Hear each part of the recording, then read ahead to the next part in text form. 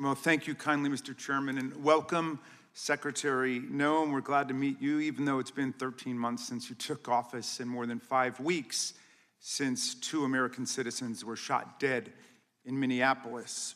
Renee Good was a 37-year-old poet, about 20 years younger than you are now, and like you, both a devout Christian and the mother of 3. She was on her way home from school drop-off when she encountered an ICE operation, and one of your agents shot her dead, shot her 3 times. She bled out in the driver's seat of her car after your agents refused to let a doctor or EMTs approach her. You expressed no sympathy for her family and no regret for her killing by an ICE agent. You ran a smear campaign against Renee Good. You called her a domestic terrorist. Alex Preddy was also 37 and, like you, a federal worker. He was an ICU nurse at a VA hospital, outstanding in his job, providing comfort to many of our vets in their final hours. He was standing on a street corner filming your agents as they roughed up peaceful protesters. Americans have a First Amendment right to record government agents in public places, as 8 different federal circuit courts have unanimously found. But your agents pepper sprayed Alex Preddy for helping a woman that they had pushed to the ground. Then they threw him to the ground. They beat him up. They stripped him of a lawful firearm he had never touched. And then, after confiscating it, they shot him dead with 10 bullets. Before his body was even cold, you launched a smear campaign against him, using the same language, asserting without evidence that Alex Preddy had committed a, quote, act of domestic terrorism and intended to kill law enforcement. This disturbing video tells the true facts you tried to cover up with propaganda, and we can play it only because other brave Americans used their phones to capture the actual reality of this horror. Deadly ICE-involved shooting out of Minneapolis. The Minneapolis police chief says a woman was killed after being shot in the head by an ICE agent. Renee Nicole Good was a 37-year-old U.S. citizen and mother of 3 who moved to Minnesota just last year. It was an act of domestic terrorism. Breaking news in Minneapolis and another deadly shooting involving a federal officer in that city. This video shows the incident from this morning with officers surrounding a man before taking him down and shooting him during a struggle. Officials later said the man had died. Minneapolis city officials said the man is a 37-year-old white male, a resident of Minneapolis. They also say he is believed to be an American citizen and that he was a lawful gun owner with a permit to carry. This individual who came with weapons and ammunition to stop a law enforcement operation of federal law enforcement officers committed an act of domestic terrorism. That's the facts.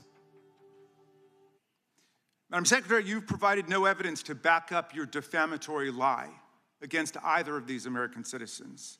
There have been 3 homicides in Minneapolis in 2026. Your agents committed 2 of them. Rather than work with state and local authorities to solve these homicides, you barred Minnesota's investigators from the crime scenes. You're denying them access to all the evidence that you have about the deaths of their citizens. It smells like a cover-up, and it makes me wonder who the real domestic terrorists are. But you didn't just lie about Renee Good and Alex Preddy. In dozens of cases, federal judges have found that your officials lied to them in court. A Reagan-appointed judge rejected the testimony of your acting ICE director as, quote, disingenuous, squalid, and dishonorable. Another judge called the affidavit of a top ICE official, quote, the sorriest statement I've ever seen, adding she was shocked when she saw it, and that if you were asking to get a warrant issued on this, I'd throw you out of my chambers.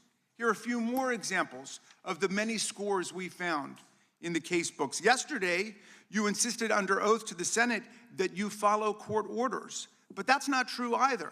Just last month, your lawyers were forced to admit that you had violated immigration court orders more than 50 times in 10 weeks. And that was just in New Jersey, one of 94 judicial districts in America.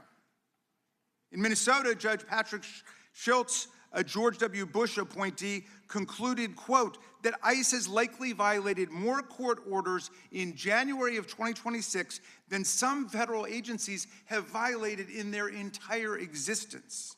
And while you make a daily mockery of our courts and our Constitution, you're treating the billions of dollars our colleagues showered on your department like a personal slush fund. You budgeted an astonishing $220 million for media consultant contracts so you can star in self-promoting photo shoots and lavish ad campaigns like this one of you riding horseback at Mount Rushmore, which was shot during last year's government shutdown. You're living rent-free in the official waterfront residence reserved for the commandant of the U.S. Coast Guard. You spent $172 million to buy not one, but 2 luxury jets for your travel, and now you're using taxpayer funds to lease a 3rd jet, a $70 million luxury 737 MAX with a queen-size bedroom in the back, a deluxe serving bar, and 4 flat-screen TVs. A big, beautiful jet paid for by the big, beautiful bill. Yesterday, under questioning the Senate, you said you plan to refurbish this jet to make it into this kind of airplane, which is what's actually being used for deportations in order to save the taxpayers' money. In other words, you're saying that's actually a deportation plane, but wouldn't it have been cheaper just to buy a deportation plane in the first place? It's like buying a Rolls Royce to turn into a Metro bus.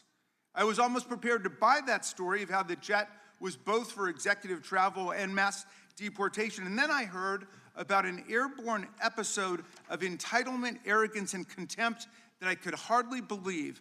Apparently, when your special blanket, your blankie, was left on one of the government jets and not transported over the new one, your special government employee, Corey Lewandowski, chivalrously stepped forward to fire the pilot midair. A 2003 Coast Guard Academy graduate and distinguished U.S. Coast Guard commander in Air Station, Washington, D.C.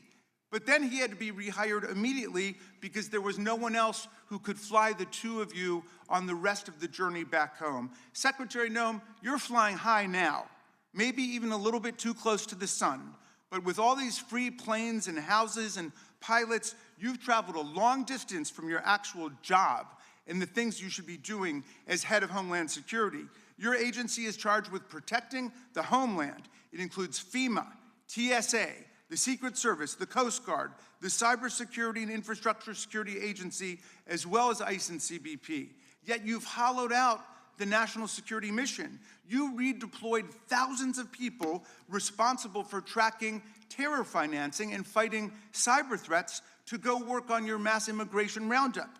You reassigned to the roundup agents working a key national security probe into Iran's terror financing, paralyzing that investigation. And to run what's left of Homeland Security's ruined terrorism prevention office, you actually installed a 22-year-old intern whose chief listed qualification for the job was that he had participated in a model UN club his junior year of college. Through FEMA, you're supposed to provide disaster relief to our communities. Yet last summer, as floods devastated central Texas and killed 135 people, including 25 girls and 2 counselors at a Christian summer camp, you withheld crucial support, including search and rescue teams, for 72 hours. Why? Those were 3 crucial days during which people drowned and died, waiting for bureaucratic approval. You promised to use ICE and CBP to expel the worst of the worst, undocumented immigrants guilty of committing violent crimes like the people responsible for murdering the children of these angel families, these angel moms and dads who've joined us today. Instead, your masked agents have been indiscriminately rounding up any and all immigrants and citizens who your agents think look like they might be immigrants. They've arrested kindergartners, daycare teachers, and parents dropping off kids at school. They drag grandparents out of their homes in their underwear in sub-zero temperatures and rip children out of their beds in the middle of the night or use them as bait to arrest their parents. Just last month, your agents picked up Nurul Shah Alam, a severely disabled and nearly blind Rohingya refugee lawfully in America who didn't speak English. You claimed your agents dropped him at a safe, warm location. Again, not the truth. They dropped him off miles from his home in the dark at a closed coffee shop in sub-freezing temperatures. And now, because of this cruelty, this man too is dead. You have 250,000 employees and a budget larger than that of 150 countries.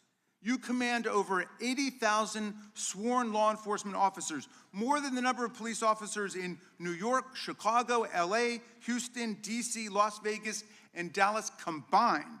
On top of that, our colleagues have handed ICE an additional $75 billion by slashing funds for Medicaid, children's health insurance, and rural hospitals. Secretary Noem, your job is to protect the homeland, but the most precious possession that we've got in our homeland is our freedom and the Constitution and the Bill of Rights that protect it. You seem to have forgotten what our most precious possession is. The billions of dollars showered on your department have paid for violence and chaos in the American heartland and a sweeping assault on the basic rights of the American people. But the heroic citizens of Minneapolis have shown America how to fight back against this reign of terror and win with the truth, with solidarity, with mutual self-help, with creative joy and humor and music, with mass nonviolent assembly and protest, and with irrepressible love of children and kindness towards animals and other living things.